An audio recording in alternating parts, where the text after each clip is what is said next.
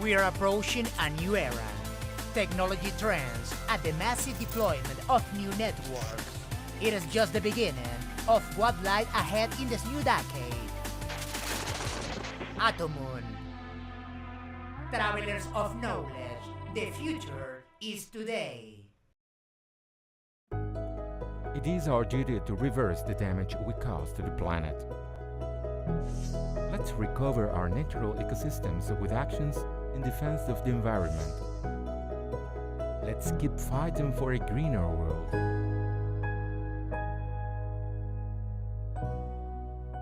Wednesdays, only on TeleSUR.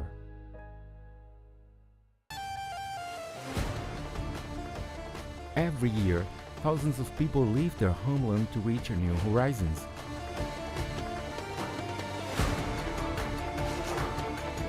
A reality of those people who struggle for their freedom. Know the diverse causes of those who live between borders. Thursdays, only on TeleSUR.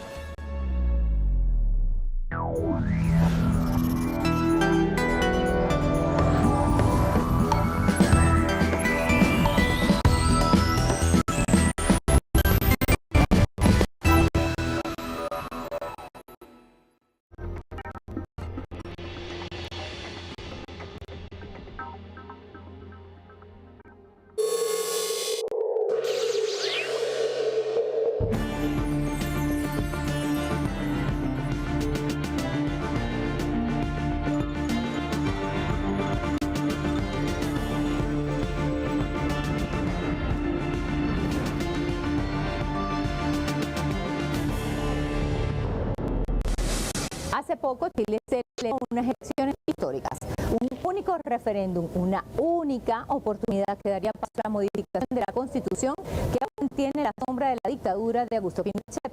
Pero sorpresivamente ganó el no, es decir, la opción de rechazo a la nueva Carta Magna que dejaría atrás al dictador. Y esto ocurrió a pesar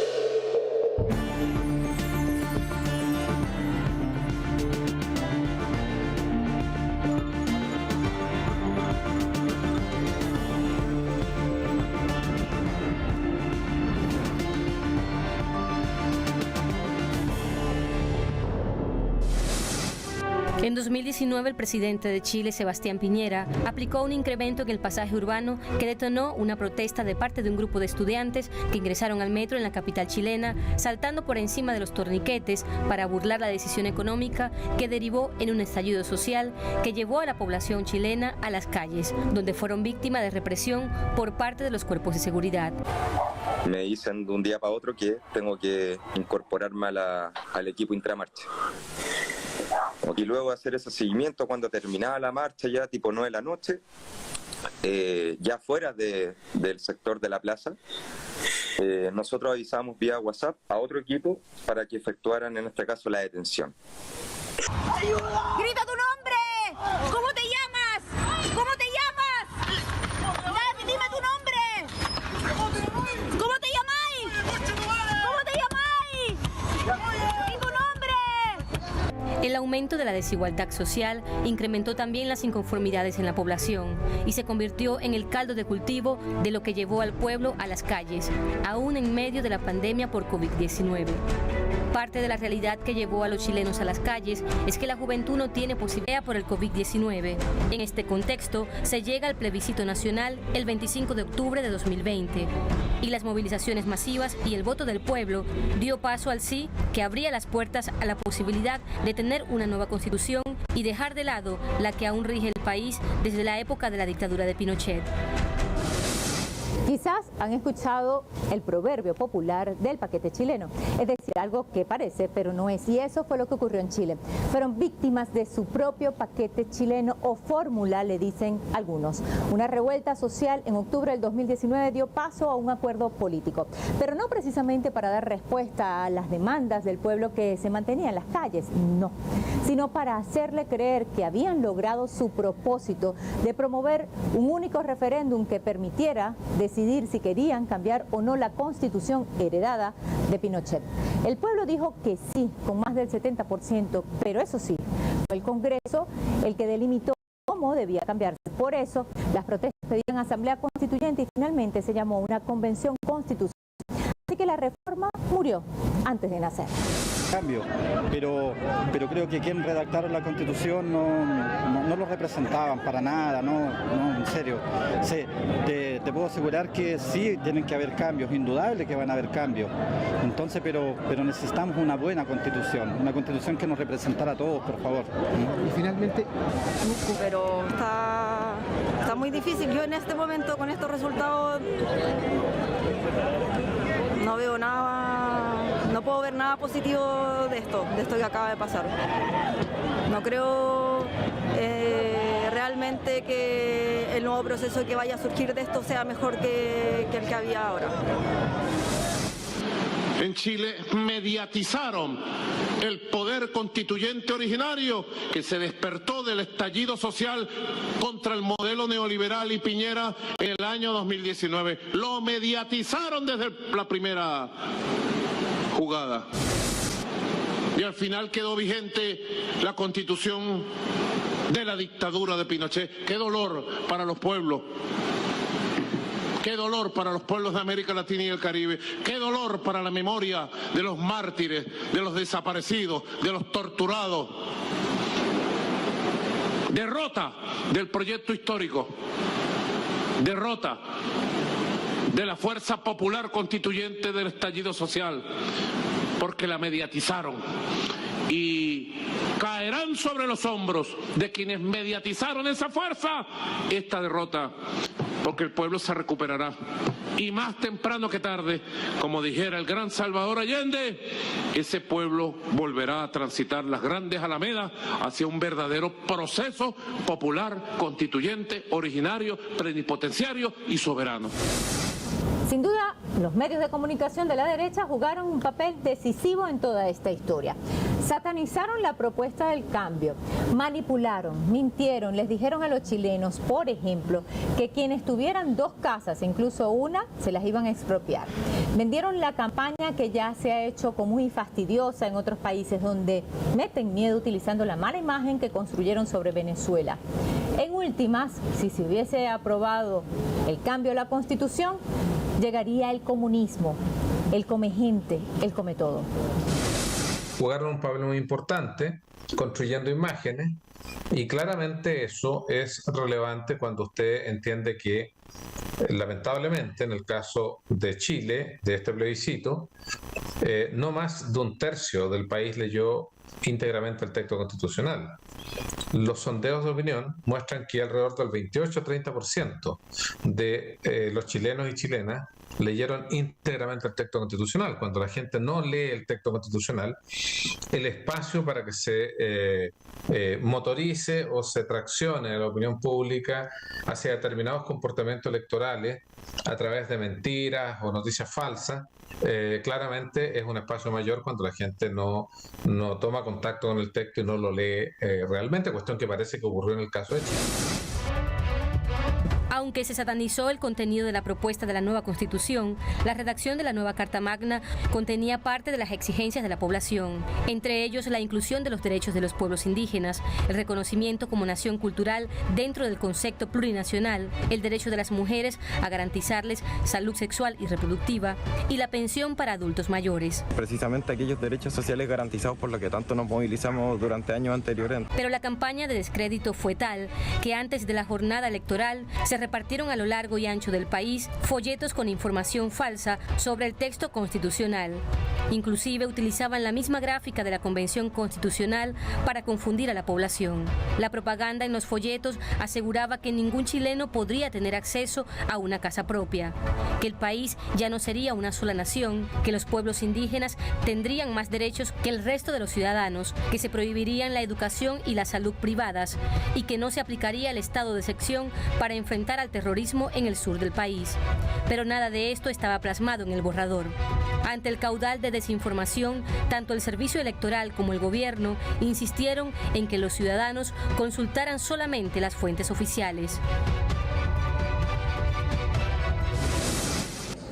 Triste lo vivo porque siento que nos han mentido mucho.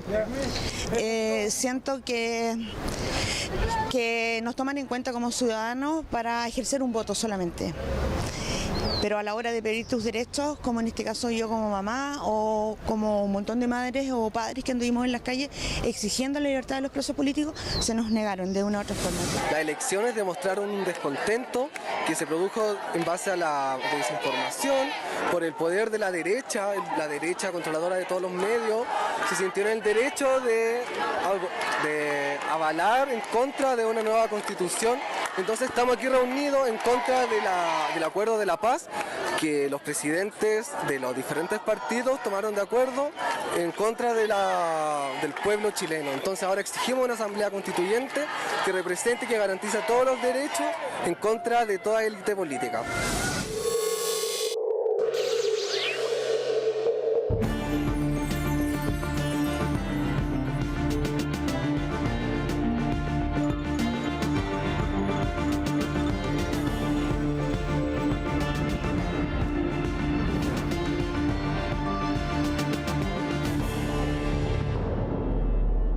La élite política enquistada en el Congreso tuteló el proceso desde el comienzo. Esto fue acompañado por el descrédito de los representantes de la Convención Constitucional, que fueron los responsables durante un año de edificar y presentar las propuestas para el cambio constitucional. Es decir, el ave estaba volando, pero con un plomo debajo del ala. Al proceso chileno le cortaron las alas desde el viejo Congreso de Piñera antes de arrancar como proceso constituyente.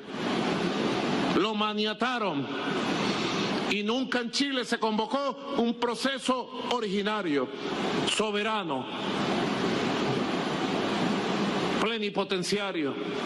Le cortaron las alas temprano.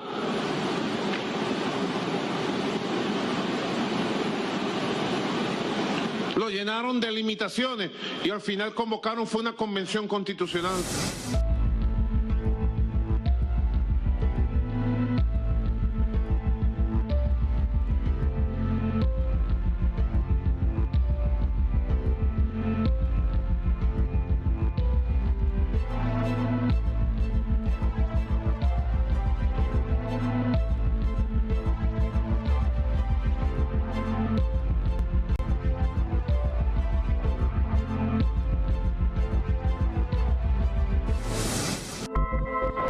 El resultado del plebiscito, celebrado el pasado 4 de septiembre en Chile, rechazó con 61% el nuevo texto constitucional y solo un 38% de los electores votaron por el apruebo.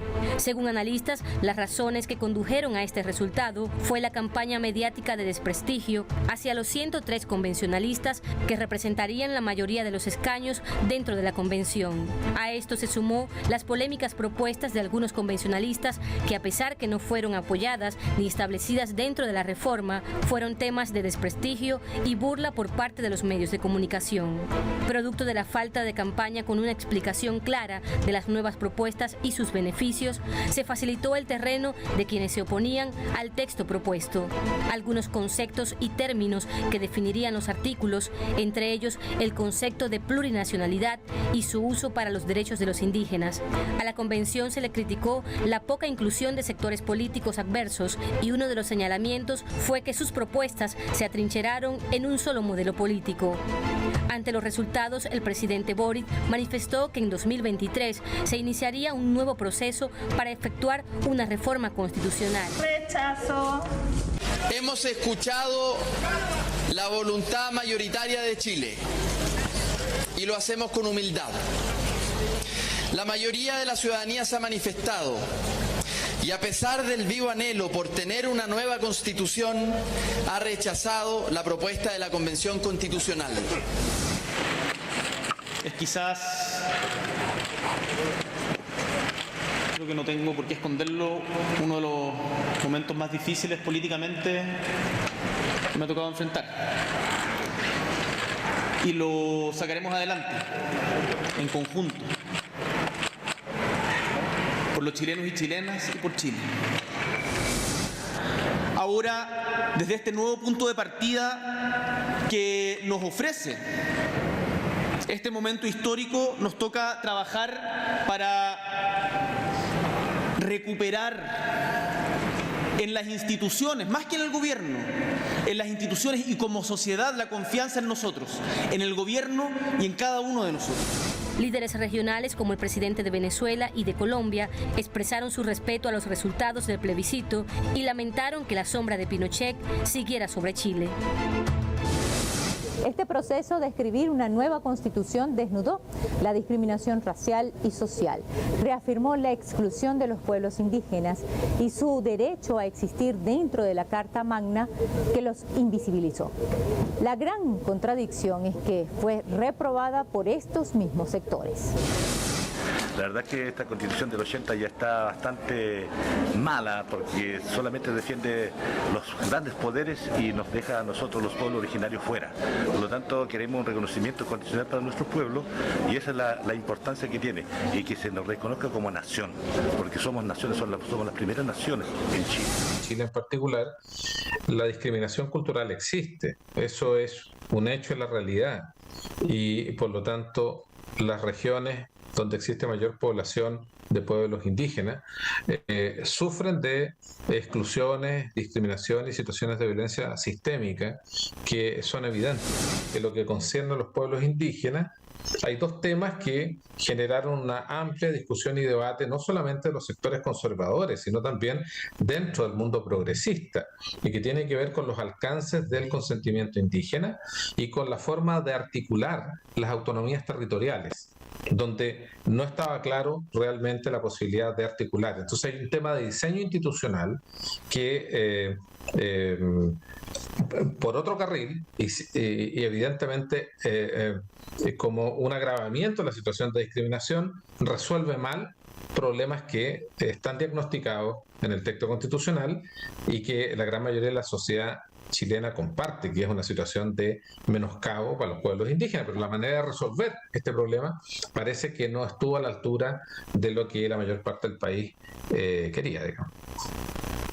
Por lo demás, quisiera decir un pequeño detalle, que en los territorios donde existe mayor población indígena, el texto constitucional fue ampliamente rechazado, el texto propuesto fue ampliamente rechazado y fue ampliamente rechazado, de acuerdo a las encuestas que estamos conociendo el día de ayer y hoy, precisamente por problemas de diseño institucional del nuevo Estado que propone este nuevo texto constitucional.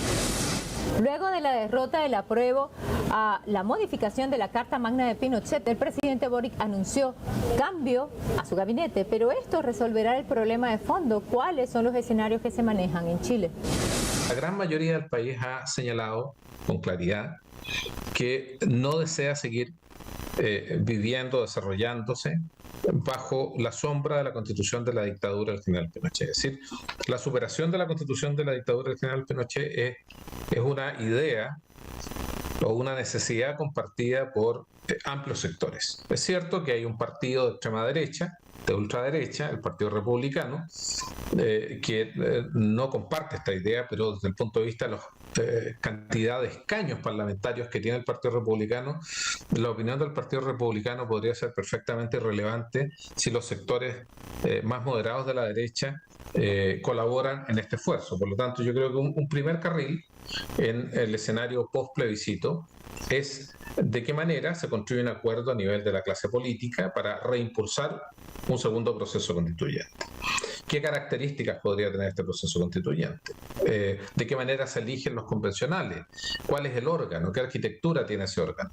¿Cuál es el tiempo que sea? Son definiciones que hoy día se están discutiendo en el Congreso Nacional de Chile y claramente debe existir una definición en las próximas semanas. De lo contrario, esto va a generar conflictividad social y movilizaciones que ya han existido en estas pocas horas que van desde el resultado del plebiscito del 4 de septiembre, pocos días que van desde el 4 de septiembre hasta el día. El pueblo chileno, aquel que se movilizó, quedó en un callejón sin salida. Lo cierto es que debe darse cumplimiento a la modificación de la Constitución. El cómo es el dilema, porque incluso sectores de la derecha que prometieron sumarse al cambio se están desentendiendo luego de tener el resultado en la mano. Un proceso originario constituyente sería la salida, pero las élites políticas dentro del Congreso siguen hablando de una convención constitucional, un nuevo engaño. La estructura neoliberal y de exclusión siguen intactas, pero también la lucha popular. Pusimos el punto en la I.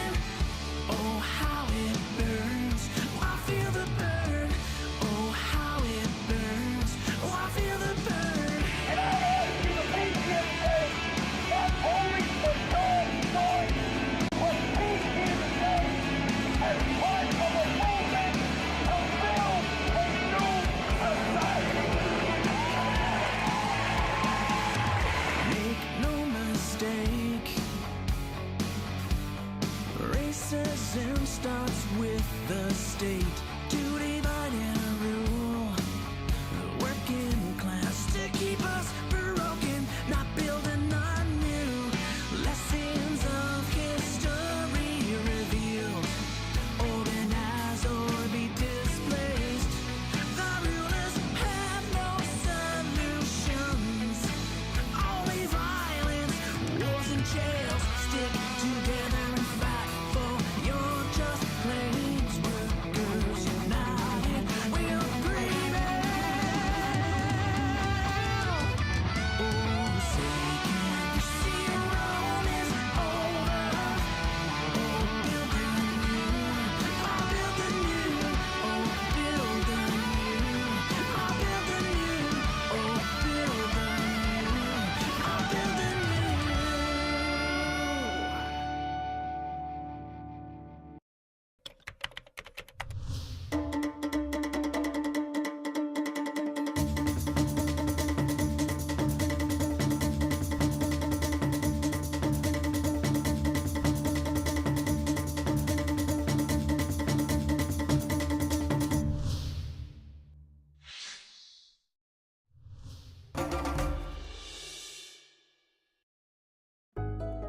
It is our duty to reverse the damage we cause to the planet. Let's recover our natural ecosystems with actions in defense of the environment. Let's keep fighting for a greener world.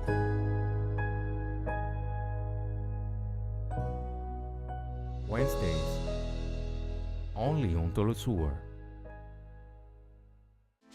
We share your feelings, exalt your accomplishments, and show your reality.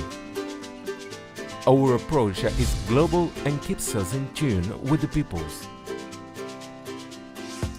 Caribbean countries also get our signal. With enthusiasm, we will continue to broadcast for them. Because we are TeleSUR, the news broadcaster from South America and the Caribbean. El mundo se mueve constantemente y todos los días se generan nuevos sucesos. Se mueve la geopolítica mundial. Nos preguntamos qué hay detrás de cada acontecimiento, cuáles son las consecuencias y cómo nos afectan. Ante estas preguntas, buscaremos poner el punto en la I.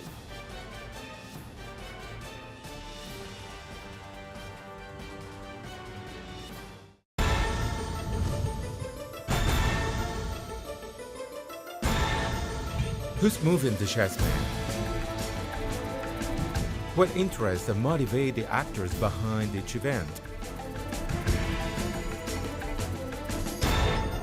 The board is deployed there. Critical Move investigates every event from Monday to Friday. Only on TeleSUR.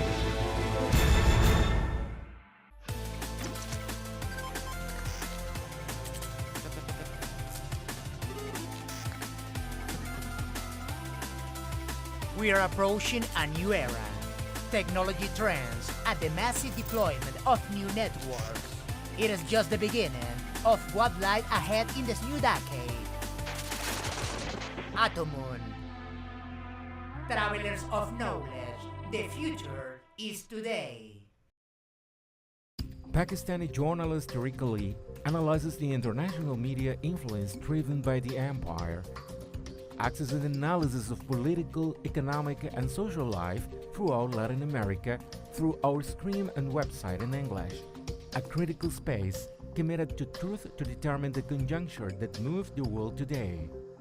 The world today. Mondays on TeleSUR. Follow the most important global events through a comprehensive perspective.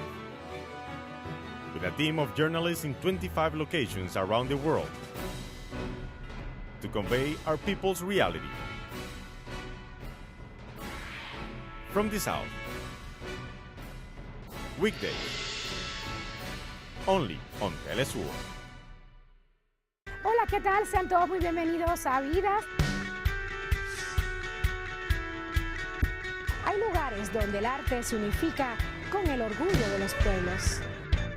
Y esos lugares están llenos de colores, alegría, pasión, tradiciones, arraigo, valor y entrega. Real Life. Fridays. Only on TeleSUR. In a world that doesn't stop, we give you space to keep up to date. Take a moment, breathe, and take care of your physical and mental health. Balance your well-being and guide your body.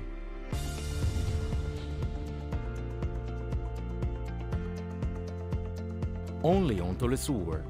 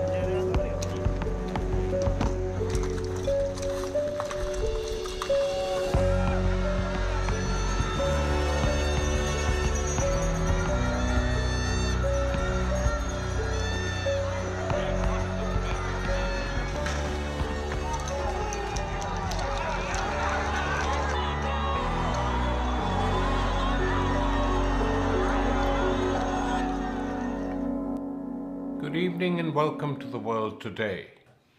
We're going to return to the thorny subject of Honduras, which is once again confronting a serious political crisis.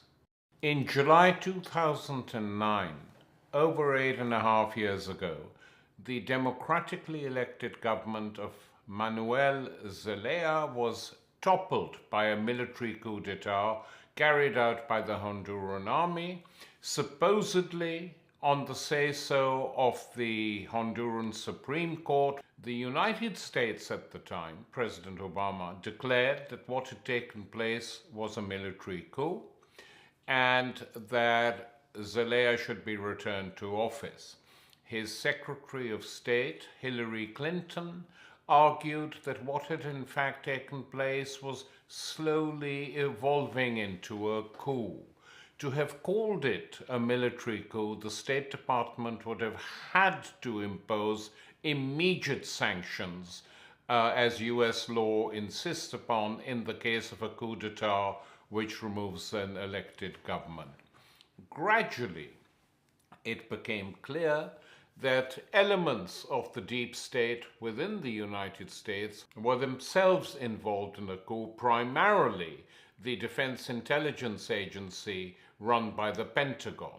Without this green light, many Honduran Democrats argued it would have been impossible for the Honduran army to move, because it was feared that Zelaya would have a Bolivarian-style constitution and take Honduran into the new Bolivarian community. In fact, what took place in Honduras was an attempt by a radical social democrat, if we can call him even that, to shift the country away from the priorities of its own corrupt elite and the United States and introduce a few social reforms. Recently, in December, a few months ago, there was another election. Once again, it was alleged by the opposition, which is by no means a Bolivarian opposition, that what had taken place was ballot rigging after it was discovered that the official government had lost the elections. The result had been mass mobilization, some deaths on the streets, and great anger. We're very fortunate because this is a country where it is not easy to film. Journalists from abroad, especially independent-minded journalists, are not tolerated. To have Katia Lara from TeleSUR Productions, who was in the country and who had earlier made a film about the murdered Berta Cáceres, Berta soy yo. She directed the images you're about to see. We asked her about the mood in Honduras now.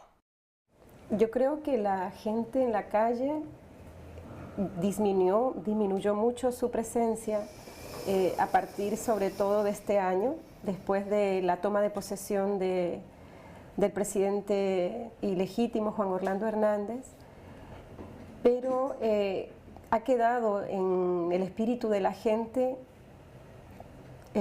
por lo menos la memoria, ¿verdad?, de que hubo una fuerte oportunidad para hacer un cambio realmente en el país.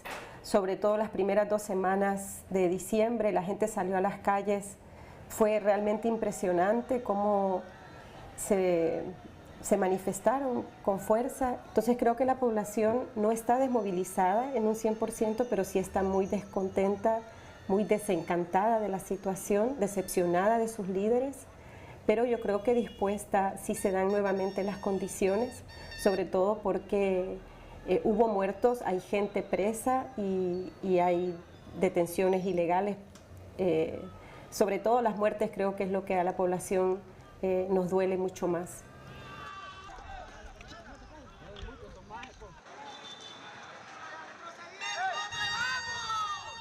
The day before the election, The Economist magazine published details of a leaked recording of a training session for members of the ruling National Party, ultra-right, that would be manning polling stations. These revealed the existence of a Plan B, which was to rig the election if the vote tallies were not favorable to President Hernandez. Did this happen? The opposition and many other observers argue that this is in fact exactly what happened on the day the election took place.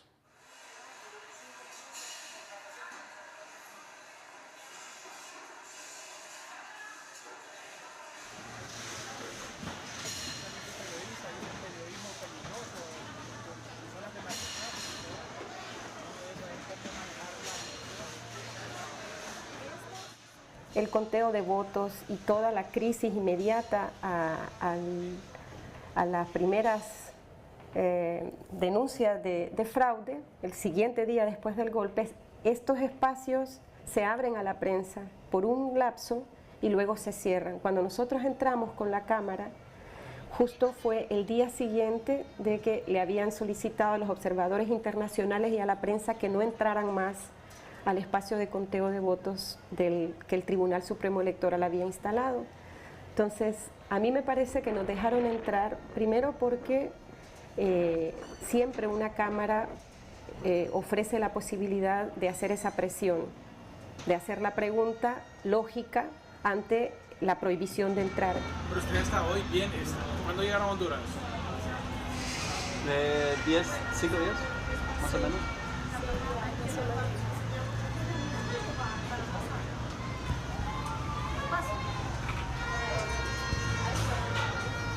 Y todas las cámaras. Pasen.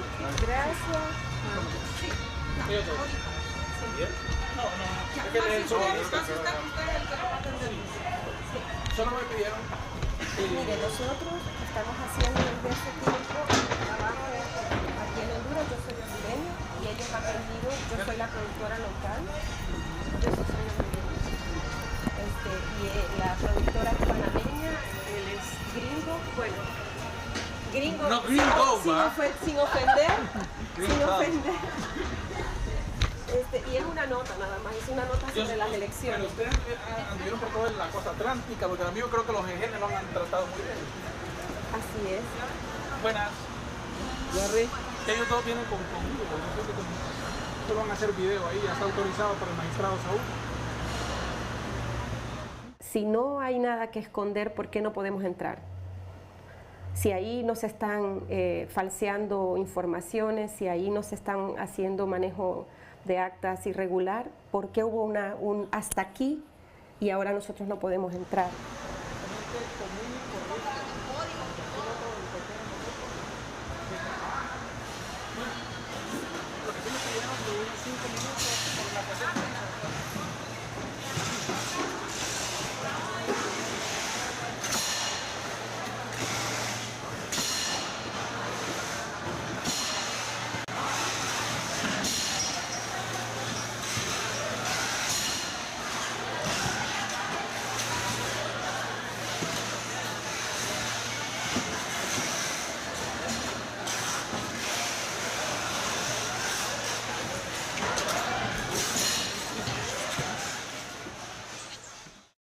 During the counting of votes, the Supreme Electoral Tribunal, officially appointed, issued a preliminary report that revealed a clear lead for the challenger, Salvador Nasrallah, and what experts considered an irreversible trend in his favor, despite the early closing of polling booths by the TSE.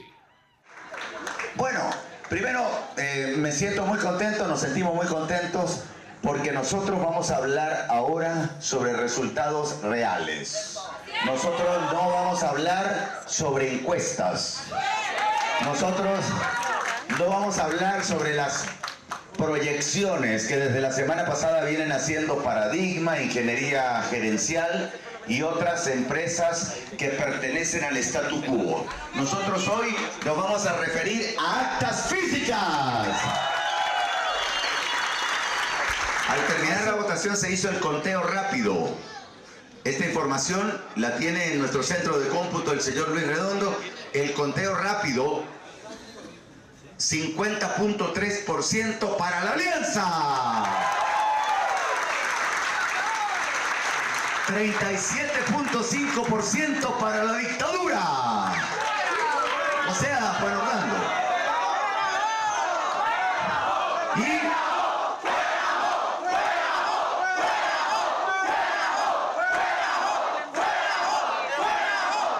parece que ese va a ser el nuevo himno nacional. Por eso nosotros nos ponemos de pie, porque sabíamos que lo iban a cantar. Y Luis Zelaya en el conteo rápido saca 12.3%.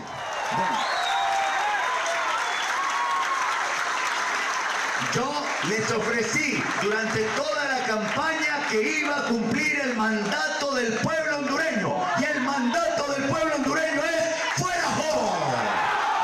Y hoy lo estoy cumpliendo. En Ocotepeque, solamente una vez el himno. In the aftermath of the elections, however, the Electoral Tribunal contradicted its own earlier report amid claims that the country's computer voting system had, quotes, gone down, unquote, for 5 hours. The Electoral Tribunal then announced tallies that gave a lead to Hernández, although it formally withheld announcing a winner immediately.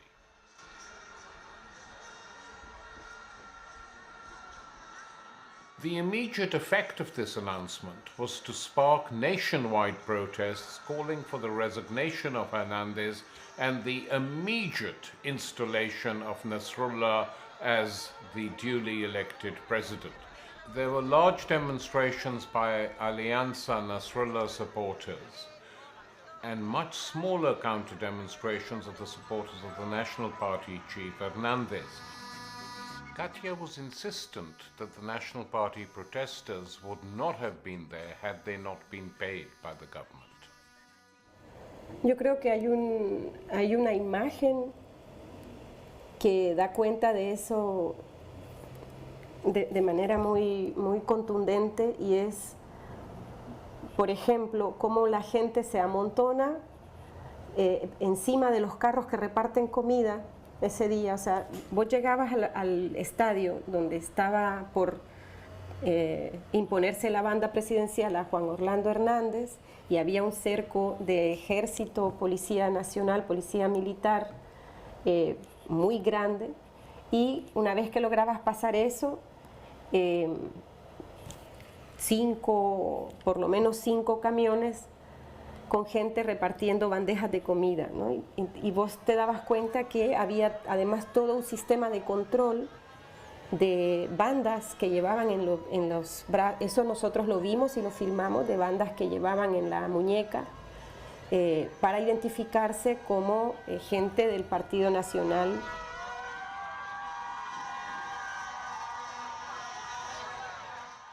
Y debo compartir una anécdota de Jesse Freeston, ¿verdad? El periodista que ustedes también tuvieron en el espacio, en el programa, que está aquí en Honduras cubriendo también la crisis. Él pudo filmar a una mujer que estaba preguntando sobre el pago que les habían hecho a los buses que estaban volviendo con gente. Y una muchacha mostró el billete de 500 lempiras, que equivale como a 25, un poco menos de $25 que le habían dado, con el que le habían pagado. Es muy evidente por la forma en que la gente llega acreditada previamente, porque no ve banderas de otros colores, solo habían banderas del Partido Nacional, que además no llevaban ellos. Todo lo que llevaban para celebrar se los estaban entregando ahí mismo, las banderitas, la comida. Sí, por poner un detalle, por contarte solamente detalles que son obvios, ¿verdad?, del montaje de una situación para las cámaras. There was also a citywide cacerolazo, a pot-banging protest which is common in Latin America, though usually from the right. This time it was opposing the government in power.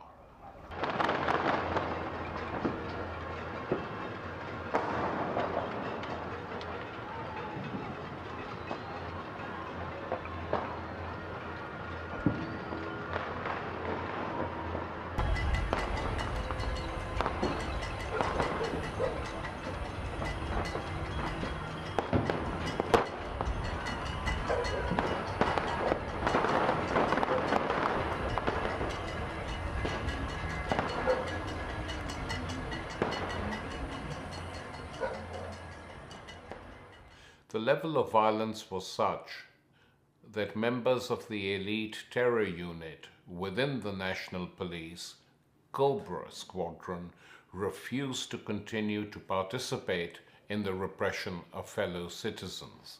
Uno, expresar nuestro malestar ante el gobierno por la presente crisis en la que está envuelta nuestra sociedad hondureña, enfrentando día a día una crisis política que no nos compete. Dos, nuestro pueblo es soberano, a ello nos debemos. Por lo tanto, no podemos estar confrontando y reprimiendo sus derechos. This is a very dangerous situation because once you have sections of the police and army refusing to open fire, it is a sign that the state is not as stable as it would like to be, and usually spells disaster for the politicians in office. The government chose to disregard this warning and chose to continue using militarized police and army units to engage the protesters.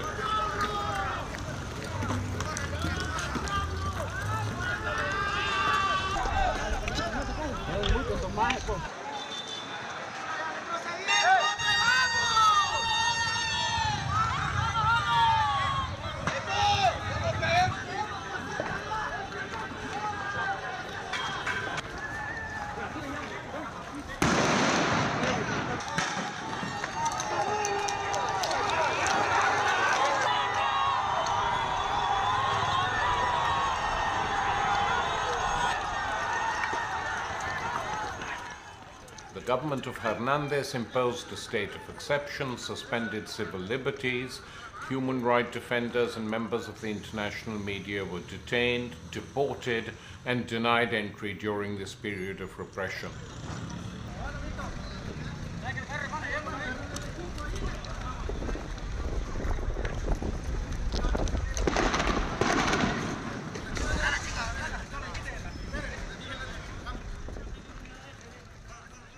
Meanwhile, a number of international media, non-governmental organizations, social scientists began to carry out an analysis of the voting data from the November 26th election. Analysis by The Economist and the Center for Economic and Policy Research point clearly to the statistical improbability of a Hernandez victory.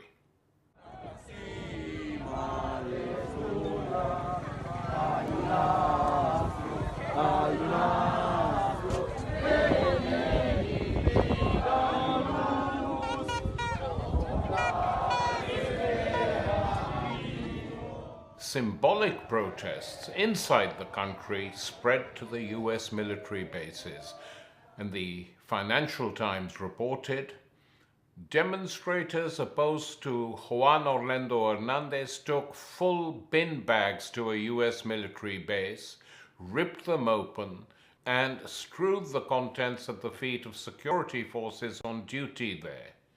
The message was plain, said the Financial Times.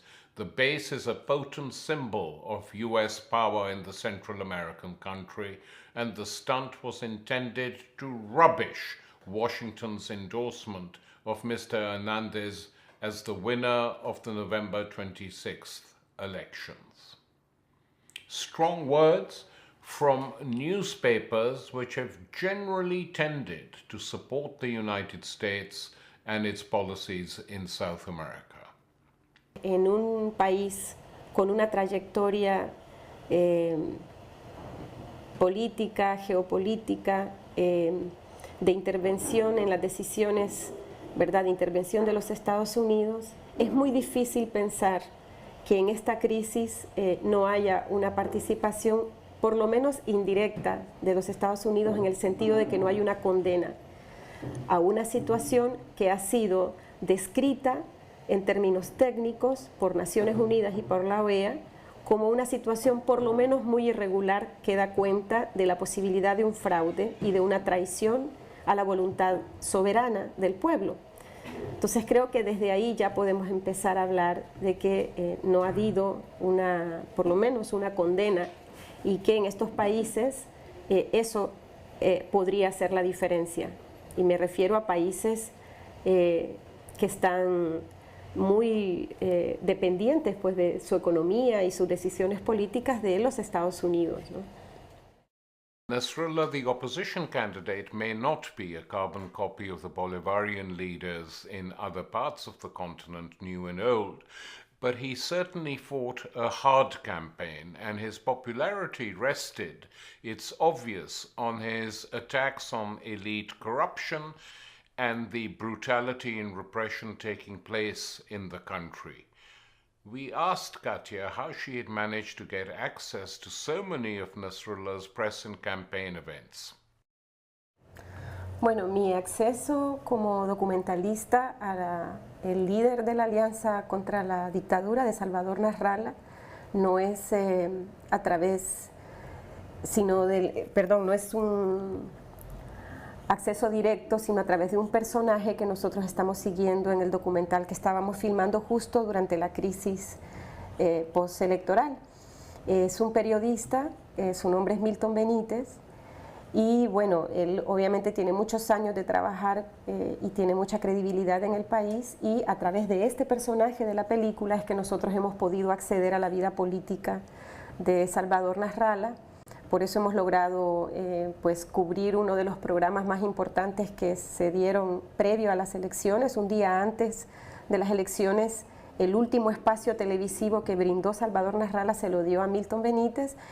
Te puedo decir que Salvador Nasrallah es un hombre que, como nunca antes en la historia del país, eso sí debemos plantearlo, no tiene deudas con los grupos de poder en el país. No tiene negociados, no es corrupto, y eso le ofrecía frente a la población que está ávida de un cambio y de que se termine la impunidad en el país, le ofreció esa posibilidad de transparencia, de cambio, de honestidad, y yo creo que eso fue lo que hizo que su liderazgo en este momento haya tenido ese ascenso tan explosivo, ¿verdad? Pero es un hombre de derecha, él lo dice, de centro derecha, y que tiene esa gran cualidad, ¿verdad? Que es un hombre honesto, y creo que tiene además, diría yo en términos políticos, un defecto, y es que no tiene mucha experiencia, sobre todo en esta política malentendida en este país, en donde para navegar en esas aguas turbias hay que hacer concesiones más allá de lo que la propia política debería permitir, y eso pues no le sale bien a Nasrallah. Es un hombre bastante egocéntrico.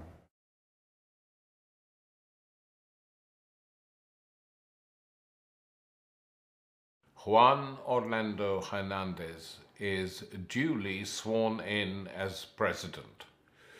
After rumors in the preceding month that Nasrallah was in talks with Hernández, the opposition leader came out strongly against the president, telling reporters the day before the event, "Tomorrow is the last chance for Honduras to avoid a dictatorship. It is our last opportunity." He was addressing a huge rally at the end of January 2018, a few weeks ago. This is the last footage of him that we have obtained. La evaluación de lo que se hizo ayer me pareció excelente, porque en todas partes la gente reclamó. Si se considera que la gente lo hizo con su propio esfuerzo económico, es un éxito tremendo, porque la gente ha mostrado que el 80% de la población está en contra de Juan Hernández. Si él tuviera gente a favor de él, la pondría a marchar, pero para él no marcha nadie más que a cambio de dinero. Y cuando si él ofrece los $10 que ofrece siempre por salir a marchar, lo va a conseguir. Probablemente en febrero va incluso a contratar personas que necesitan dinero y va a hacer una marcha grande y va a dar a entender de que... Pero en realidad ahí van a haber personas que necesitan ganarse $10 y que van a ir por trabajo a marchar con él, pero que en el fondo te vas a dar cuenta que no son de él. Son gente que lo odian a él, pero tienen hambre y a cambio de dinero van a las marchas, como que si fuera un trabajo. Y es complicado. Y sobre todo que están matando gente, el ejemplo del señor que mataron. Nosotros estábamos haciendo Berta Soy Yo, que es una película de largometraje sobre Berta Cáceres, sobre el asesinato y su vida como luchadora social. Y evidentemente al plantearnos cuándo, en qué momentos filmar, nos pareció definitivamente que teníamos que estar con las cámaras durante las elecciones. Sin embargo, no nos esperábamos dos cosas básicamente. No esperábamos que el fraude fuera tan descarado, o sea, que los mecanismos del fraude que ya habíamos empezado a ver, porque el fraude comenzó mucho antes del propio proceso de votar, ya lo estábamos viviendo, pero no pensamos que los mecanismos como esto de que se atascó el disco duro y ese tipo de maniobras tan básicas se dieran, ¿no? Y sobre todo no esperamos la reacción de la población, ¿verdad? Completamente decidida a salir a las calles, a pesar de que desde el primer día del estado de sitio se dio el primer asesinato, la gente siguió saliendo, sobre todo en la costa norte, se tomaron carreteras, se hicieron acciones que en la historia del país no se habían dado, muy pocas veces se ha vivido esa situación acá.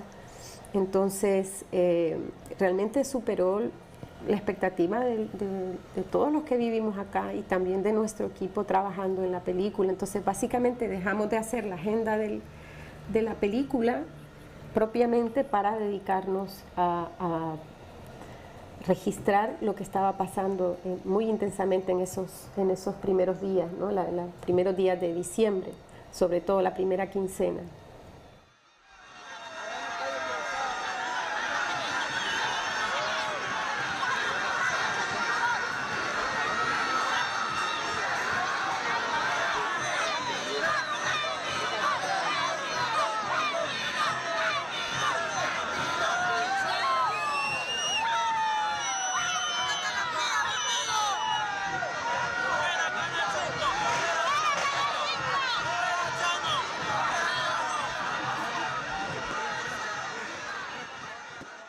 The United States, supported by Rajoy in Spain, Macri in Argentina, the Colombian and now the Brazilian government too, as well as Italy, France, Taiwan, Canada, Costa Rica, Guatemala, Belize, Panama, Putin's Russia, Xi's China, Mexico, Georgia, Israel, Kosovo, and South Korea all recognized Juan Orlando Hernandez as president-elect in spite of ongoing domestic and global protests.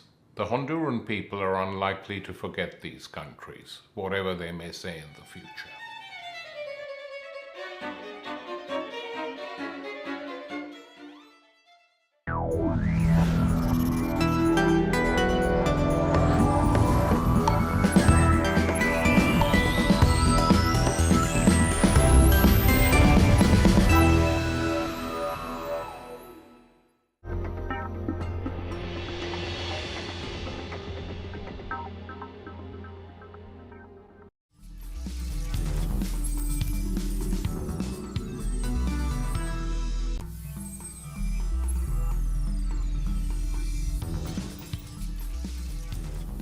In Cuba, Pinar del Rio received help from international organizations to recover.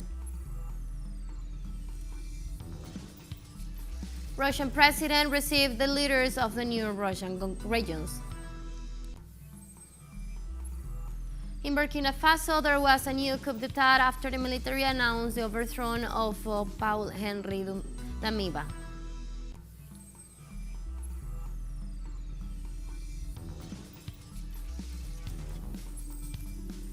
Hello, welcome to From the South. I'm Ana Marrero from the TeleSUR headquarters in Caracas, Venezuela. We begin with the news. Stay with us.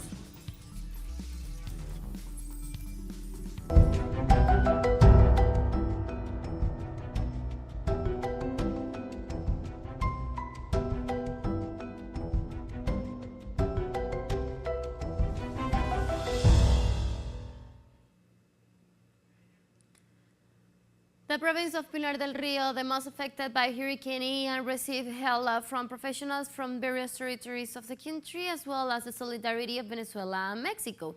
The president of Cuba, Miguel Díaz-Canel, said during the recovery after the damages caused by the Ian, the country has received support from international organizations, small and medium-sized enterprises, and the governments of the region.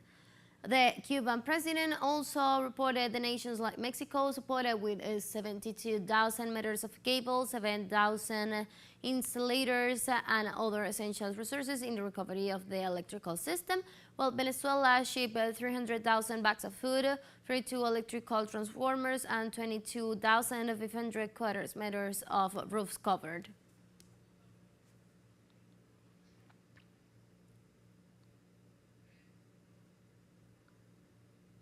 And about the current situation in Cuba, we have Gladys Quesada, our correspondent in the country, to inform.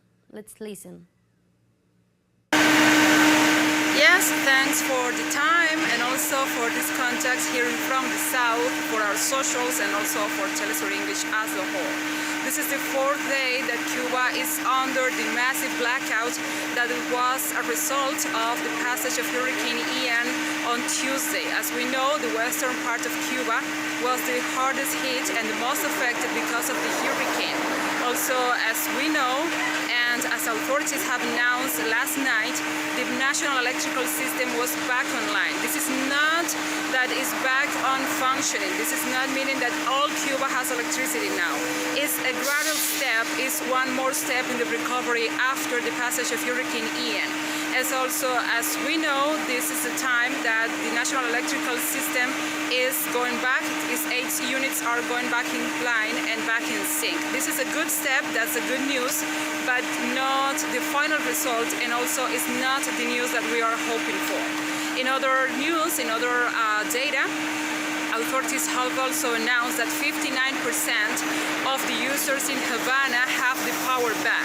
That's also good news, and we want to stress that primarily care, healthcare services, and also the bakeries are still receiving power, and they have backup lines and backup plants to generate the power they need to guarantee the services. So bakeries and healthcare centers are still on power and are still working.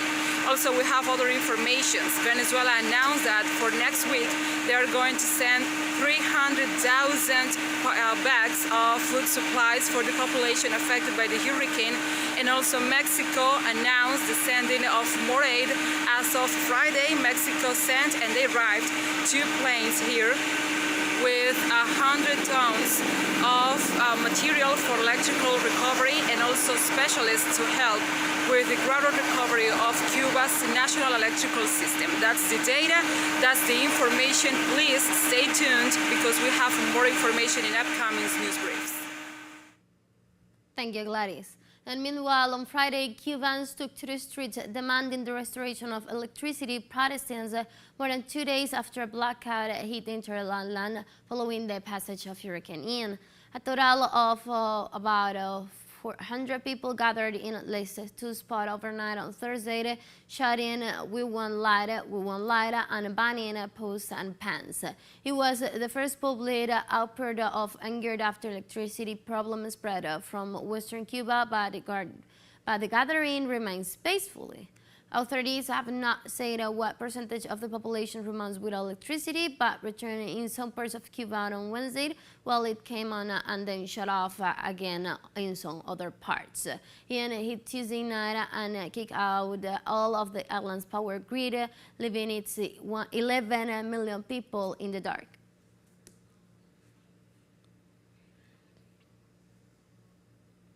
And on Friday, Hurricane Ian hit ground in South Carolina as Category 1. Ian is located near Georgetown, South Carolina, and is moving quickly northward.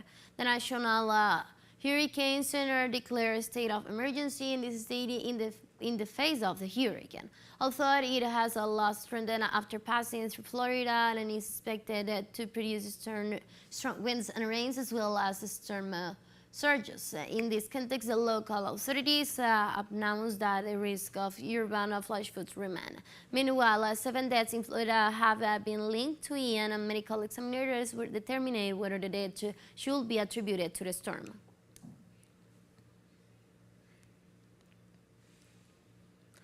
The President of Mexico, Andrés Manuel López Obrador, confirmed that there was a cyber attack on the Secretary of National Defense with the extraction of documents. The Mexican head of state explained that the hack to the system of archive of the military organizations could have been carried out by a foreign agency or group. López Obrador reported that the organization responsible for the hack has carried out other similar attacks in Guatemala, Colombia, Chile, and El Salvador. AMLO added that the extraction of documents might have also been by a national group. In this context, the director of the Sedena, Luis Crescencio Sandoval, indicated that still the information those responsible for the attack took advantage of the update of the security system carried out by the army. That's right, there was a cyber attack. That's what they call the thief of information through these modern mechanisms. They extract files. They are very specialized people. Not anyone. I don't know if in Mexico there are specialists in this field. Not cybernetics. I understand that this same group has already done the same in other countries. In Brazil, since this Friday began the partial electoral ban for the general elections on Sunday. Former President Luis Ignacio Lula da Silva said this Friday that all of South American and most European countries trust in their victory next Sunday against current President Jair Bolsonaro. He reiterated his leadership position in opinion polls and said his eventual victory will be good news for Latin American countries. Likewise, Lula reiterated that he hopes to be elected in the first round this Sunday. Since this Friday, the proselyting scene and messages on radio and television are not allowed. For his part, the current president of Brazil, Jair Bolsonaro, participated in a motorbike caravan in a few of Caldas municipality of the south of Minas Gerais. With the closure of the general campaign from this Friday, candidates cannot hold rallies with speech, although walks and tours of public spaces are allowed. The latest survey of Datafolha Institute states that Lula da Silva reaches 50% of the intentions of valid votes, followed by Jair Bolsonaro with 36% and Ciro Gomes with only 6%.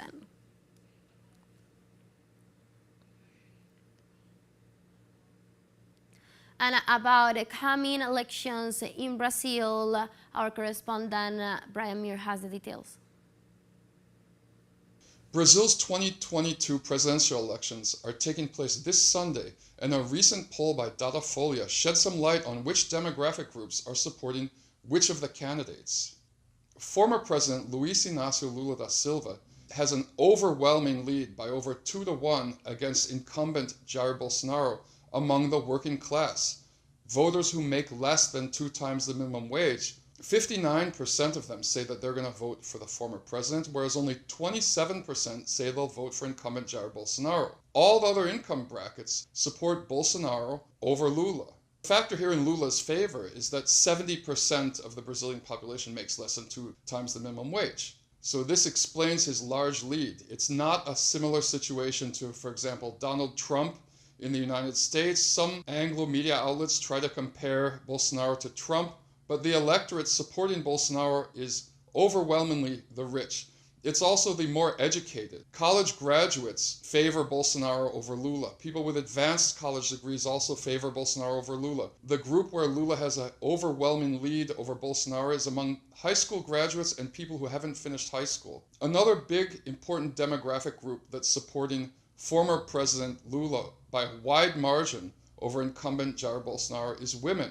53% of all women voters say that they're going to vote for former President Lula, whereas only 31% say they'll vote for Bolsonaro. So these two factors, the poor and women, are what is probably going to deliver a victory for Luis Inácio Lula da Silva in what promises to be one of the greatest political comebacks in modern history.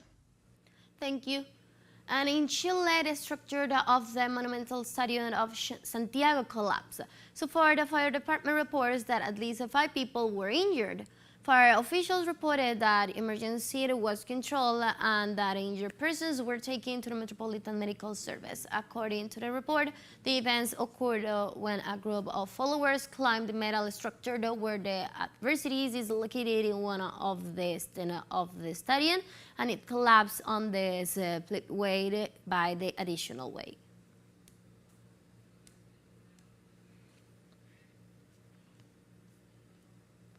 An Argentinian government is starting the implementation of a social program for the protection of persons in situation of extreme poverty. The economic team seeks to define the announcements in terms of the result of the produce from the liquidation of agricultural currencies. The government seeks to allocate 75 billion pesos for the extraordinary bonus to help the people in vulnerable situations. In this context, the Vice President Cristina Fernández de Kirchner asserted that an instrument must be designed to strengthen food security in this matter.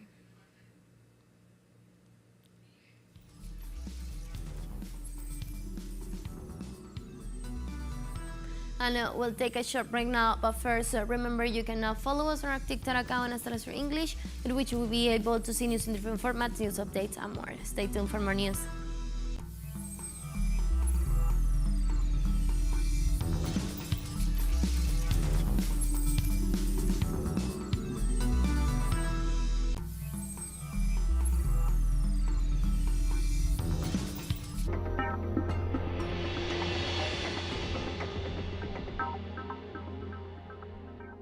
The Bolivarian Alliance for the Peoples of Outer America, ALBA TCP, invites artists, creators, and the general public to participate in the open call for the 2022 Arts and Literature ALBA contest. Check the terms and conditions on the website albatcp.org and our social networks.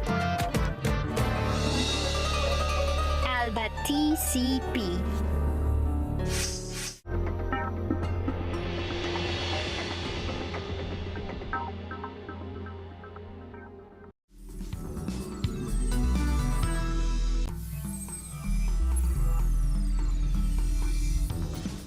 Welcome back from the south. In Russia, President Vladimir Putin gave a speech in the framework of the accession of the territories of Donetsk, Luhansk, Kherson, and Zaporizhia to the Russian Federation. The head of state received leaders of the new Russian regions in a ceremony in the Kremlin to meet incorporation officials and stressed during his speech that the referendums demonstrate the will of these peoples to exercise the inalienable right, ensuring in Article 1 of the UN Charter to become part of Russia again. He recalled that during the conflict, many people died in defense of the right to speak their language and live within their culture. He also repudiated the policies of the US and Europe to attack the economy and dignity of Russia in order to further its hegemonic interests. The Russian leader called on the Kiev government to cease hostilities and return to the negotiating table, and pointed out that the West seeks to destroy Russia to get out of the crisis that they are facing.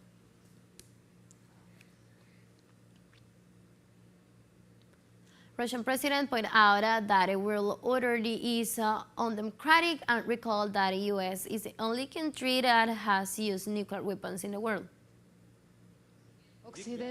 The West has for years signed that they are bringing democracy to other people, but it's totally different. Instead of democracy and freedom, they have bought violence. The whole world order is undemocratic and not free. The United States is the only country in the world to use nuclear weapons twice, by annihilating the Japanese cities of Hiroshima and Nagasaki. Moreover, President Putin points out that Russia is a millennial country and will not live under the rules imposed by the United States. Everywhere we heard that the West protects an international order based on rules. But where do these rules come? Who agreed to these rules? It is totally absurd. It is a deception and double standards. They think we are fools. Russia is a millenary country and will not live by these rules.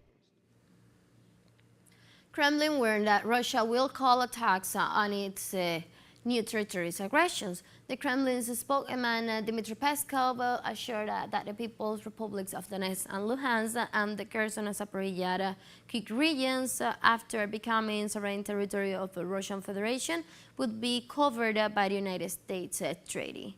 The Union State Treaty. The republics of Donetsk and Luhansk are previously recognized by Moscow as independent state, and the provinces of Kherson and Zaporizhia held referendums on accession to Russia from September 23 and September 27, in which the yes opinion won by majority.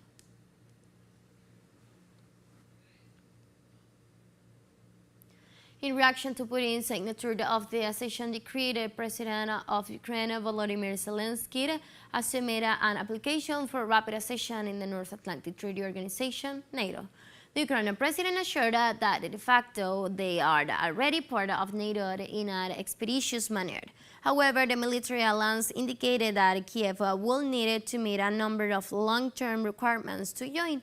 In June 2020, Ukraine became the sixth state to receive the status of partner of the bloc after the Ukrainian parliament voted in 2019 to modify the constitution and consolidate membership in the European Union and NATO. We trust each other, we help each other, and we protect each other. This is what the alliance is. De facto, today, Ukraine is applying to make it de jure, under a procedure consistent with our significance for the protection of our entire community, under an accelerated procedure. Norway, Denmark, Sweden, and Iceland issued a joint statement in which they expressed their concern at the breakdown in Nord Stream pipeline system. The defense minister of these countries described the situation as an attack on Europe's energy infrastructure and an attempt to destabilize the security situation. The document published by the government of Norway stated that gas leaks from pipelines create a risk of commercial ships and do substantial damage to the environment. Therefore, officials indicate that Finland and Iceland are prepared to provide any assistance to Denmark and Sweden in the investigation of the incident.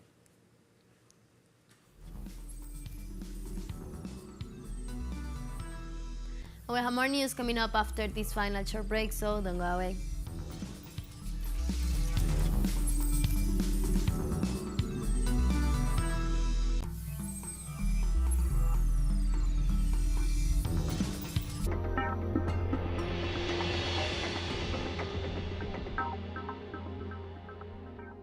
In a world that doesn't stop, we give you space to keep up to date. Take a moment, breathe, and take care of your physical and mental health. Balance your well-being and guide your body.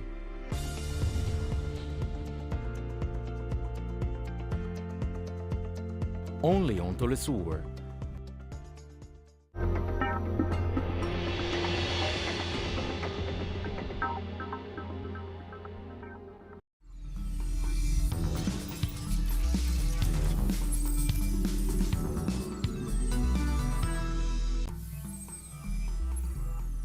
Welcome back to From the South. In Burkina Faso, there was a new coup d'etat after the military announced the overthrow and dissolution of the government junta headed by Paul-Henri Damiba. The military junta, presides over by Damiba, who took power last January through a coup, was confronted by discontent in its high rank.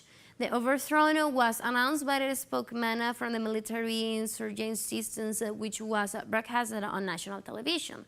In turn, the coup plotters also announced the closure of land and air borders from midnight, as well as the suspension of the constitution and the dissolution of the government.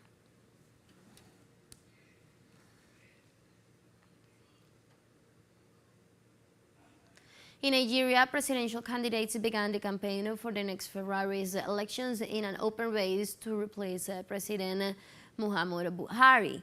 Less than 5 months before the elections, no clear favorite has emerged in the race.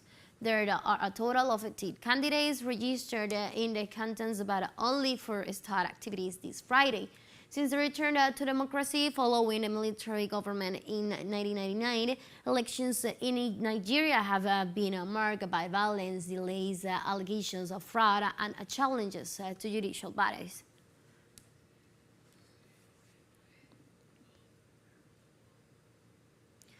President of Sierra Leone, Julius Maravilla, visited Bamako this Friday as part of his country's efforts to free the Ivorian soldiers detained in Mali.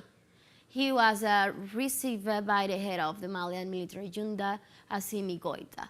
A group of 46 Ivorian soldiers have been detained in Mali since July 10 upon their arrival at the Bamako airport and charged with crimes of criminal organization, attack and plot against the government, attacks against the external security of the state, and transportation of weapons of war. After their arrest, the Malian authorities indicate that the soldiers did not have any document providing their mission, and after taking their statements, they gave 4 different versions of their role in the country.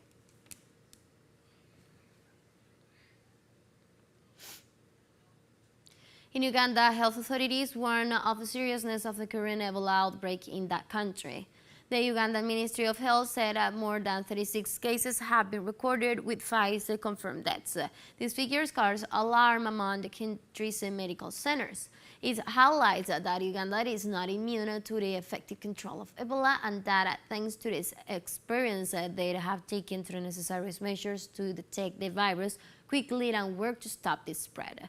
However, the authorities point out that there is a fear among the population that the outbreaks will take on other dimensions.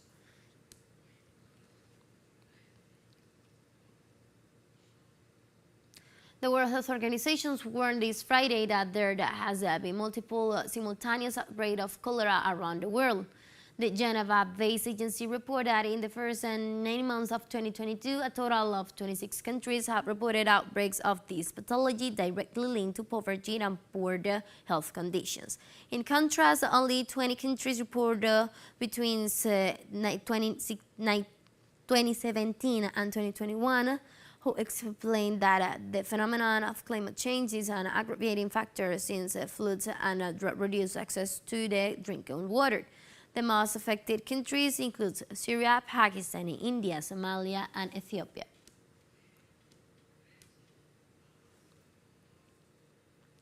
The president of China, Xi Jinping, led a usual tribute to the Day of Martyrs in the Tiananmen Square just before the National Day celebrated Saturday on October the 1st. The Chinese head of state and a high government official presented a floral offering at the monument of the heroes of the people, while military band played trumpets and commemorated the martyrs.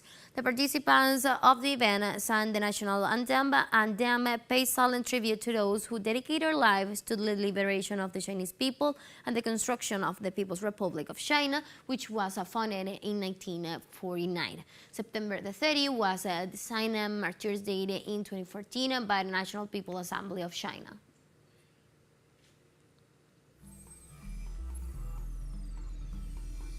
And with that story, we have come to the end of this news brief, but you can find these and many other stories on our website at telesurenglish.net.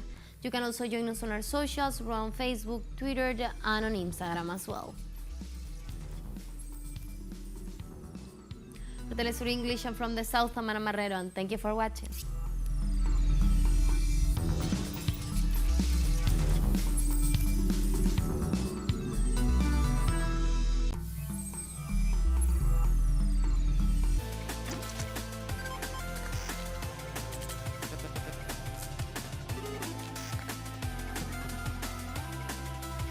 We are approaching a new era. Technology trends and the massive deployment of new networks. It is just the beginning of what lies ahead in this new decade. Atomun. Travelers of knowledge, the future is today.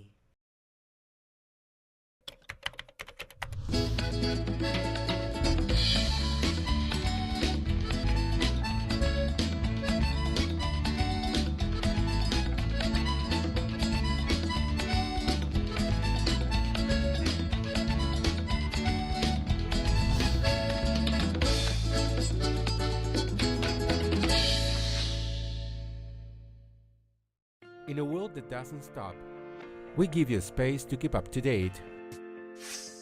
Take a moment, breathe, and take care of your physical and mental health. Balance your well-being and guide your body.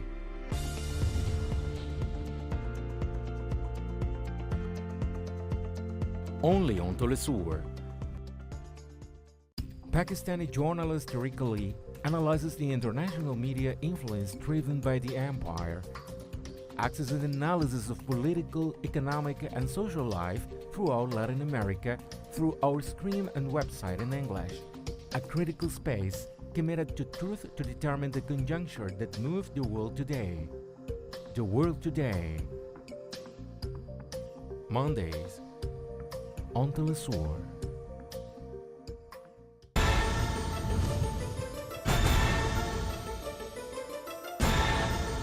Who's moving the chessmen?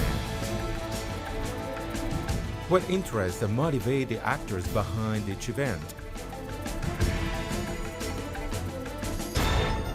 The board is deployed there. Critical Move investigates every event from Monday to Friday. Only on TeleSUR. Pakistani journalist Tariq Ali analyzes the international media influence driven by the empire, accesses analysis of political, economic, and social life throughout Latin America through our stream and website in English, a critical space committed to truth to determine the conjuncture that moved the world today. The world today. Mondays on TeleSUR.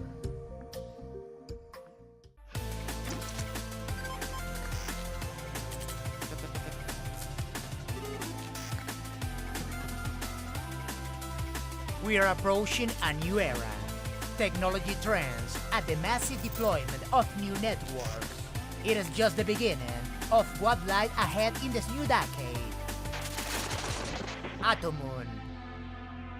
Travelers of knowledge, the future is today. It is our duty to reverse the damage we cause to the planet. Let's recover our natural ecosystems with actions in defense of the environment. Let's keep fighting for a greener world.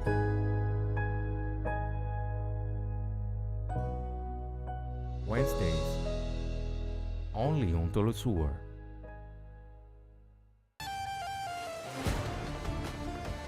Every year, thousands of people leave their homeland to reach new horizons.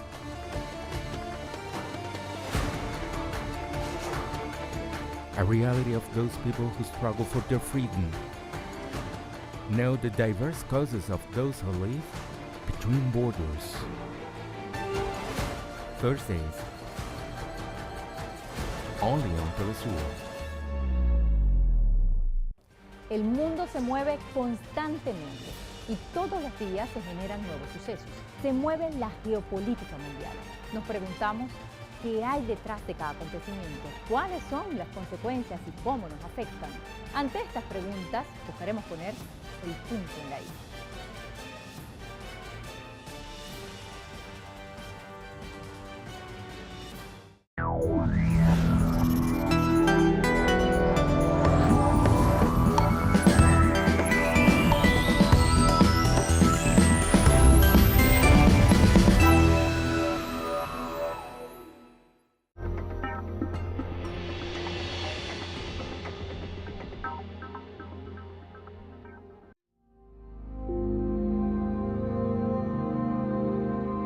They're basket cases, you know, we support them, but they have representation, Senate representation equal with New York or California. So they're very powerful. So they use the courts, they use the system, they have the money to do it, but they also keep up this tradition of the militias. You know, this white nationalism is manifest in these people who have guns, but it represents a huge, you know, a really a large mass base. If you think about it. The gun connection, you know, like the NRA, the National Rifle Association got taken over by these people, white nationalists, in 1977. Before that, it was kind of recreational, what they call recreational shooting, hunting, and fishing stuff, and kind of clubby. It was all white, but it was not pernicious. There were no gun laws. on the books, basically. But when they did raise one in the 1930s, the Thompson machine gun was the first automatic weapon, like an AK-47 or an M40, you know, a war weapon. And the National Rifle Association were invited in to make a comment about banning it, and they said, no problem. That's really the only law on the books, you know, federal. So NRA was, you know, this dues-paying nonprofit. There were always quite a lot of guns. There were 100 million firearms in 1980. 1 million firearms in individual hands. But there were 100 million people. Rarely would someone own more than one gun. And now today there are 300 million firearms in civilian hands and 300 million people. So it sounds like, you know, it's kind of the same thing, but actually only 30% of that 300 million own guns. So the average gun owner owns 8. And 62% of gun owners are white men. What was going on around that time that the NRA shifted? It wasn't at all, it wasn't, you know, Confederates or anyone else that formed the NRA. So it was a pretty benign organization until 1977. Well, what was happening is that this, you know, there's a resurgence of white nationalism. It's not the Klan, it's specifically related to the Supreme Court and the desegregation decision of 1954. 2 years later, the John Birch Society is formed, a white nationalist organization, with an armed guerrilla group, the Minutemen. They came to basically have the whole Pentagon, you know, and these right-wingers. They were a very wealthy group. This was like Fred Koch, the father of the Koch brothers, was a founding member. These were billionaires. Welch was the candy fortune man. And they, their one goal was, you know, to impeach Earl Warren, who was the Supreme Court justice who made the Brown versus Board of Education decision. And I grew up seeing those signs all over in rural Oklahoma, impeach Earl Warren. And I didn't quite even know who he was, but they were just very noticeable everywhere, that it was all over in white nationalist territory. So the John Birch Society formed chapters all over the place, and they became very powerful, especially in California. Reagan and Nixon both were very close to the politics that brought all these California right-wingers to national office.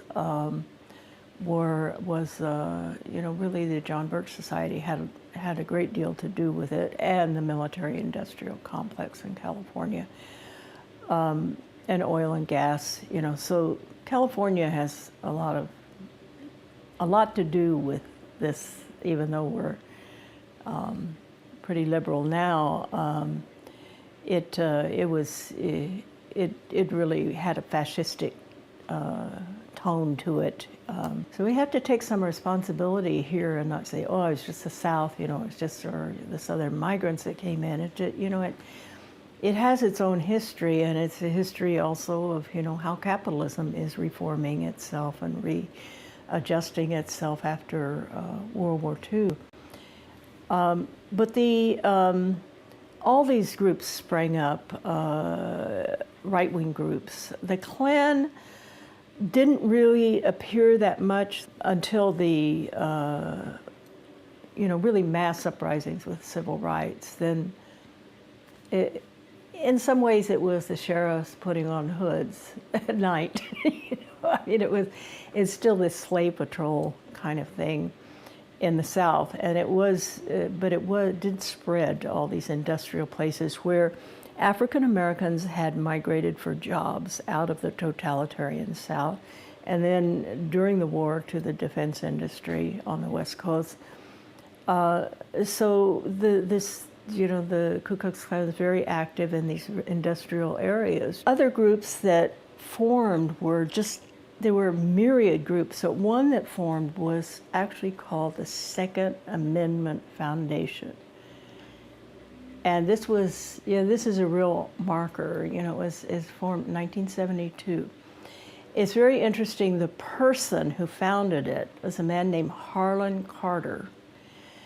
And Harlan Carter he came from a family of border patrolmen on the Mexican border in Texas. His father was a border patrolman, and he became a border patrolman. When he was a teenager, he actually shot a Mexican kid and was not even convicted for it. He just got by with it. He was vicious. He was the border chief in charge of Operation Wetback, the deportation of over 1 million Mexican, many of them U.S. citizens, or completely, almost all of them completely legal.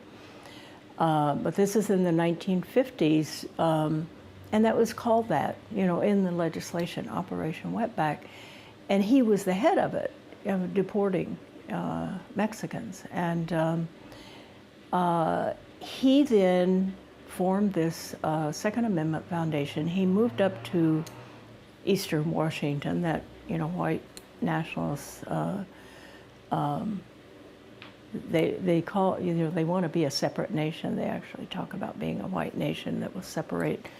But I think he had the vision of infiltrating and taking over the NRA. I think he had the vision. The thing is, that's what he did, so I'm assuming it was intentional. They now have 5 million members. They had about 1 million when it got taken over. But only a few were active, only a few ran the thing. So they basically just took a lot of members in purposely to outvote, and they took over in 1977. The Second Amendment Foundation took over, and that's when they put it up on the building, and this is their thing. And then a couple of years later, even more rabid white nationalists overthrew Harlan Carter, who could hardly be a more evil person than that, but they did. So by the time Reagan came in, it was a hardcore white nationalist organization, and it's been that ever since. And now you see NRA TV pushes this kind of apocalyptic propaganda, saying their president, showing Barack Obama, showing Black Lives Matter in the streets. Then you look at the modern militias who claim to be some sort of barrier to impending government tyranny, yet you see their actions, whether it's the anti-looting actions, in the aftermath of hurricanes, or, kind of confronting, again, Black Lives Matter protesters, things like this. And then you see Trump. You're talking about these land battles right here where he's talking about giving land back to the people, right? Exactly. And then he says, or he's not just saying it, he's doing it, pardoning people like Joe Arpaio, right, pardoning members of the Bundy militia. Yeah. Tie all this together for us. There is a really popular base. This is what I try to tell people. You can't just take these characters, white nationalists. I mean, it is important to do bio of them, how they think and what they do and how they run things.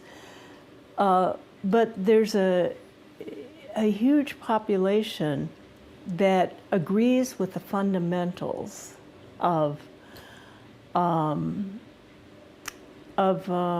white nationalism, has this, built into our subconscious, from the very beginning. I know I grew up with our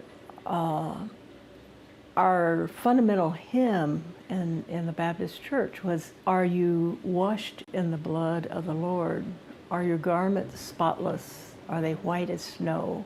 Are you washed in the blood of the..." So I always say, you wash in blood, it's going to be red. I couldn't understand that. That meant shedding blood. There's a kind of blood the descriptions of fascist Germany, and also now, I didn't include it in this book because I discovered these several books and articles that have come out that are documenting the Nazi regime borrowing U.S. practices, the reservation system, the segregation, the ethnic cleansing, the Lebensraum, the expansion across, because they expanded, the Lebensraum to have German settlers replace Polish and Lithuanian, and of course all Jews in the East. And they were writing down and using, U.S. eugenics as well. It was created in the United States by U.S. scientists. So, we have so much in the culture itself that I think isolating the craziest kind of white nationalists, most of them are very rational and very organized and very, they're growing, they're using different tactics. The Klan especially has developed this concept of leaderless organizing, having these secret groups that were leaderless and just making up their own thing, but had a common ideology that everyone accepted, and basically this white nationalism. It's interesting that you're talking, you can acknowledge how we got here. Obviously, none of this happened in a vacuum. Trump is not an aberration. In fact, he's more of a reflection. However, he does still pose a very serious threat, right? This kind of fascist threat. And so touch upon just, the pardoning and that message, like what is he signaling to these people? Yeah, I hope everyone will make themselves watch these stadium speeches he gives. Fox News always broadcasts beginning to end. In fact, 2 hours before, when they're gathering around and he's flying in, and he puts the airplane right there where he's speaking, and it's this huge behemoth, this huge, like an airspace. He's come from another planet or something. He's a god. I mean, it's a whole performance thing. So it's not just his rhetoric, it's this whole thing, and he's doing it now almost every night. Well, that is so such an echo of the Nazis, purposely using that tactic of these stadium speeches for Hitler. And I think it can't not be something he's consciously, mimicking. And it's working, and these people who are the white nationalists that the NRA is, they are themselves a contained group of white nationalists. There are different ones, but what they have in common with all these other groups of white nationalists is that they're armed. We're closer now to a kind of right-wing insurgency. The interesting thing is, that Trump is in power, that they actually have their own in government and in Congress and in states, governors, governors of most states now are these white nationalists. Well, I just read a study that said that 19 million Americans identify with neo-Nazism. Yeah. It is encouraging to see demonstrations of, tens of thousands of people to fight against bigotry and racism, but I think that the fact that there are so many right-wing extremists who are heavily armed and actually have stockpiles and arsenals of weapons that people really could feel completely hopeless and demoralized at where we're going, especially when other people are saying, we could have a civil war here. Yeah. I guess what's your message to, people on the left and progressives who do feel that way? Everything has become focused on getting rid of Trump, but there's so many in the wings, that are not unlike Trump, that I think, they've been at this for 60 years, I'd say since the formation of the John Birch Society. And they've been very, they know what they're doing. You know, this was to them the end of the world, segregation. But they do feel like now they're the victims, you know, and their new narrative is that they're becoming a minority. So it's still so clear that it's a, you know, it's a white republic still. Talk about the mass shooting epidemic briefly and why. I mean, there are other settler colonial states, right? And we don't see that epidemic. Right. So do you think that it's just a tie-in with just the gun obsession and the empire baby syndrome? I mean, what is happening here? That's really important that, you know, there are three other almost identical to the United States settler states in terms of being British settler colonialism, you know, in the same sort of longer time period, United States, Canada, New Zealand, and Australia. And they have, they're racist. That was violent in those countries, is just as violent, certainly in Australia, even more so. I mean, they basically were, you know, hunted down Tasmanians for sport and killed them all. I mean, practically wiped out the whole population of the island of Tasmania that belongs to Australia. So I mean, genocidal. But several things, none of those countries have constitutions, did not have, you know, the whole basis of their economy based on slavery, their formation based on slavery. They also didn't become the largest capitalist states in the world. So the difference is, it's a matter of scale and just the enormity of the United States.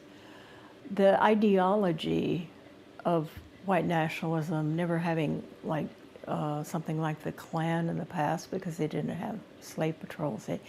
But I think it's important that they don't have constitutions. They don't have, most countries in the world either don't have constitutions or they have multiple ones. You know, they keep writing new ones depending on the times, including European countries, and yet they have laws. You know, it's not, we think we can't, the Constitution is like a thing, you know, it's like, and the Supreme Court's like these, you know, these gods that look into, you know, and kind of interpret it. And it's really weird, you know, if you have any idea of comparative history, it's just weird. There's so many weird things about the United States. The Constitution is like a fetish, and the Second Amendment is a super fetish within a fetish. This sacred right, you know.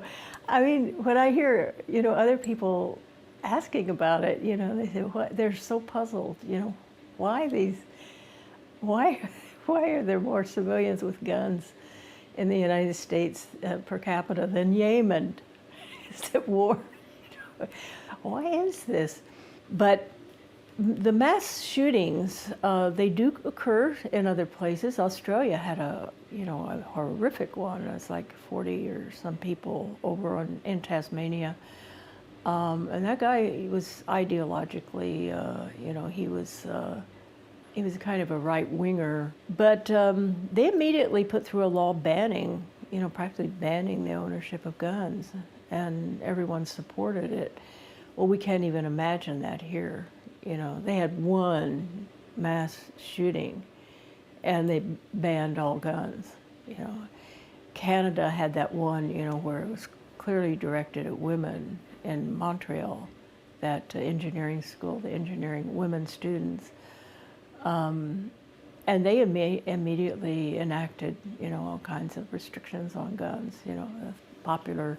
So there's not that base of gun owners who, you know, it's no big deal if something happens, let's, you know, nip it in the bud. And whereas here it's just the proliferation of guns alone. What would gun laws even do, you know, unless you had a whole army inspecting people's houses and things, you know, that can't do under any international law or anything else. We empower objects. I mean, that's normal human behavior. We empower things. The Zuni empower Kashina dolls, you know, that then it's not psychotic for that to happen. But when we empower something that is made only to kill something living, you know, you can kill with anything. You can pick up a chair, you can kill someone, knock them to the ground. But nothing else is created for that sole purpose. It has no other purpose than that. And to have a mass fetish of that's really problematic. And I don't think anywhere else in the world, you know, I don't think it's human nature, because it just doesn't exist anywhere else in the world. You know, most guns you have to work with a lot, and you have to clean them, and you have to oil them, and you have to, you know, and it literally, a relationship can develop. And that's what I think is also unique in the United States, is that relationship with guns. I call that gun love, you know, people